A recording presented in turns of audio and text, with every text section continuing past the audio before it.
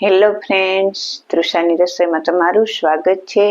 આજે આપણે બનાવીશું સુખડી, જે મોઢામાં મૂકતા જ ઓગળી જાય એવી પોચી અને સરસ સોફ્ટ એવી સુખડી બનાવીને તૈયાર કરીશું। સુખડી બનાવવા માટે મેં અહીંયા 1 કપ ઘી લીધેલું છે।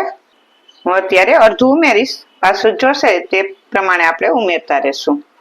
ઘી ગરમ થઈ જાય એટલે મેં અહીંયા 1 કપ ઘઉંનો ઝીણો રોટલીનો જે લોટ હોય તે લીધેલો છે અને એની સામે અડધો જે આ કરકરો લોટ ઘઉંનો ભાખરીનો લોટ કરકરો હોય તે લીધેલો છે। 1 કપ ઝીણો લોટ અને અડધો કપ ભાખરીનો કરકરો લોટ। હવે આપણે આ લોટને શેકી લેવાનો છે સરસ। આ રીતે તમે સુખડી બનાવશો તો બહુ મસ્ત સુખડી બનીને તૈયાર થશે। હજી થોડુંક ઘીની જરૂર છે એટલે હું અત્યારે ઉમેરું છું।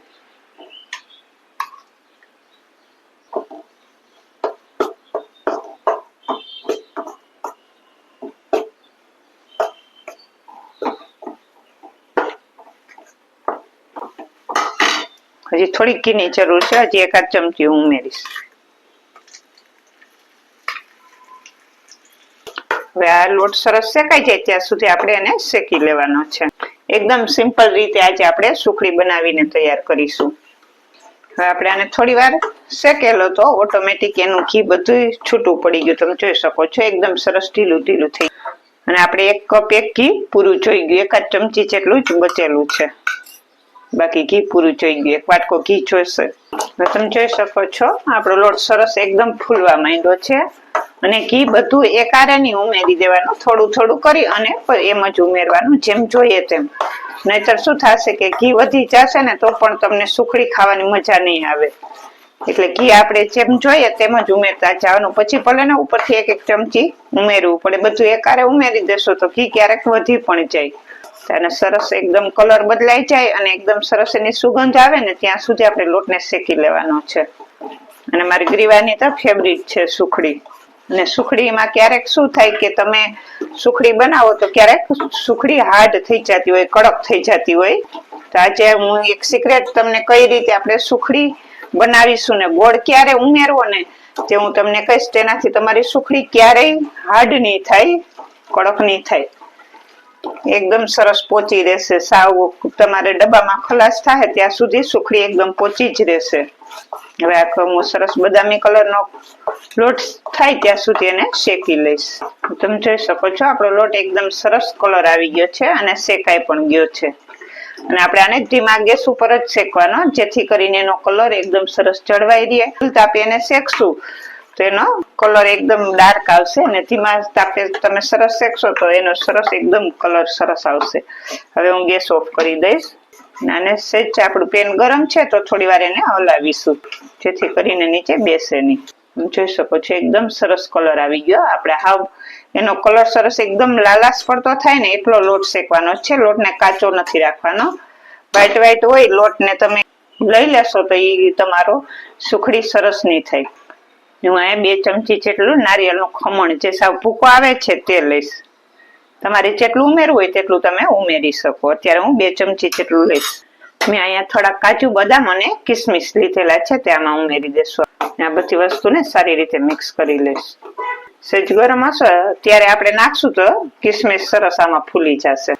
તમે જોઈ શકો છો કિસમિસ બહુ સરસ આપણે જે તે ઘીમાં ગરમ કરીએ ને ત્યારે એને સાતળીએ ત્યારે ફૂલે તેવી જ અત્યારે આમાં ફૂલીને સરસ થઈ ગઈ છે। એટલે સહેજ ગરમ ગરમ લોટ હોય ત્યારે કિસમિસ એમાં ઉમેરી દેવાની, જેથી કરીને તે પણ સરસ ફૂલી જશે અને જે આપણે અલગથી કાજુ બદામ અને કિસમિસને ઘીમાં સાતળવા નહીં પડે। અને જેનો સુખડી કડક થઈ જાય છે એ લોકો જો અત્યારે લોટ શેકાઈ જાય અને પરબારો જ ગોળ ઉમેરી દે એટલે એને સુખડી કડક થાય। આ સિક્રેટ છે કે લોટ થોડોક ઠંડો થાય પછી જ આપણે ગોળ ઉમેરવાનો છે। ગરમ ગરમમાં ગોળ, ગરમ ગરમ લોટ છે તેમાં આપણે ગોળ ઉમેરવાનો નથી, લોટ થોડોક ઠંડો થઈ જાય પછી જ આપણે ગોળ ઉમેરીશું, જેથી કરીને આપણી સુખડી એકદમ સરસ પોચી અને સોફ્ટ રહેશે। હવે લોટને હું નીચે ઉતારી લઈશ। હવે આ લોટ થોડોક ઠંડો થઈ ગયો છે, એમાં હું ગોળ ઉમેરીશ। ગોળ મેં અડધા કપથી થોડોક ઓછો લીધેલો છે। ગોળ તમે તમારા ટેસ્ટ પ્રમાણે વધતો ઓછો કરી શકો, વધારે ગળ્યું જતું હોય તો અડધો કપ લઈ લેવાનો। હવે આ ગોળ છે એને આ રીતે દબાવી દેશું અને લોટને એની ઉપર ચડાવી દેશું।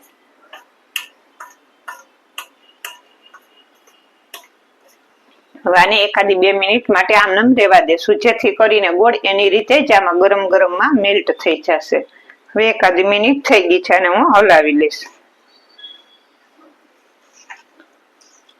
ને સુખડી એક એવી મીઠાઈ છે જે આપણે ફટાફટ બનાવી અને ફટાફટ ખાઈ શકીએ. જ્યારે આપણે ઉતાવળ હોય અને ખાવાનું મીઠું ઈચ્છા થઈ હોય તો કાંઈ પૂર્વ તૈયારી કરવાની પણ જરૂર ન રહે અને ફટાફટ બનીને પણ તૈયાર થઈ જાય. ચમચો ઘી આવી ગયું પછી કેવું એકદમ સરસ મિક્સ થઈ ગયું બધું અને લચકા જેવું થઈ ગયું ને.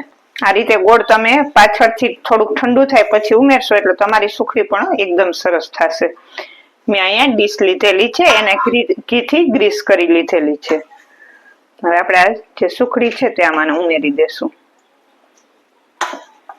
આને સેટ કરી લેવાની. ના આપણે આમાં ચાસણી લેવાની ઝંઝટ કે ના કાંઈ ટેન્શન વગર નિરાતે કરો. બધું નિરાતે ડીશમાં નાખો તો પણ ચાલે કે ફટાફટ જામી જશે કે કાંઈ ટેન્શન વગરની આ મીઠાઈ બનીને તૈયાર થાય છે. અને સુખડી બધાને માટે ફટાફટ આવડી જાય તેવી એક મીઠાઈ છે. આ રીતે આપણે એને સરસથી સેટ કરી દેશું. ને ઉપરથી હું ખસખસના બી વેરીશ.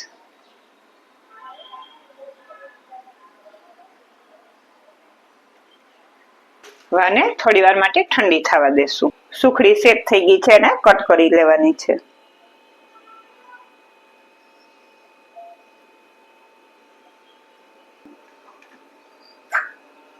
તમને જેવો શેપ પસંદ હોય એ શેપમાં કટિંગ કરી લેવાની.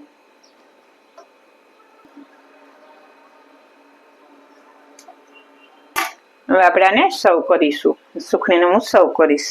એકદમ સરસ મોઢામાં મૂકતા જ ઓગળી જાય તેવી સુખડી આપણી બનીને તૈયાર થઈ ગઈ છે. તો તૈયાર છે એકદમ મસ્ત એવી સુખડી. એકદમ ખાવામાં સોફ્ટ અને મોઢામાં મૂકતા જ ઓગળી જાય તેવી સુખડી બનીને તૈયાર થઈ ગઈ છે. તો આજની આ સુખડીની રેસીપી તમને સારી લાગે તો લાઈક, શેર અને સબસ્ક્રાઇબ કરી દેજો. તો મસ્ત મજાની સુખડી બનીને તૈયાર થઈ ગઈ છે. મેં તમને કીધું એમ પાછળથી તમે લોટ થોડોક ઠરી જાય અને પછી તમે ગોળ ઉમેરશો તો સરસ મસ્ત મજાની પોચી એવી સરસ સુખડી બનીને તૈયાર થશે. અને તમે જોઈ શકો છો એનો કલર પણ કેટલો સરસ આવેલો છે. એટલે આપણે લોટને પણ પ્રોપર શેકાવા દેવાનો, કાચો નથી રાખવાનો. સરસ આ રીતે બદામી કલર ન થાય ત્યાં સુધી આપણે લોટને શેકી લેવાનો છે. અને હું તમને એક સુખડી પણ બતાવું. એકદમ સરસ પોચી એવી સુખડી બનીને તૈયાર થઈ ગઈ છે. એકદમ સરસ પોચી એવી મોઢામાં મૂકતા જ ઓગળી જાય એવી આપણી આ સુખડી બનીને તૈયાર થઈ ગઈ છે.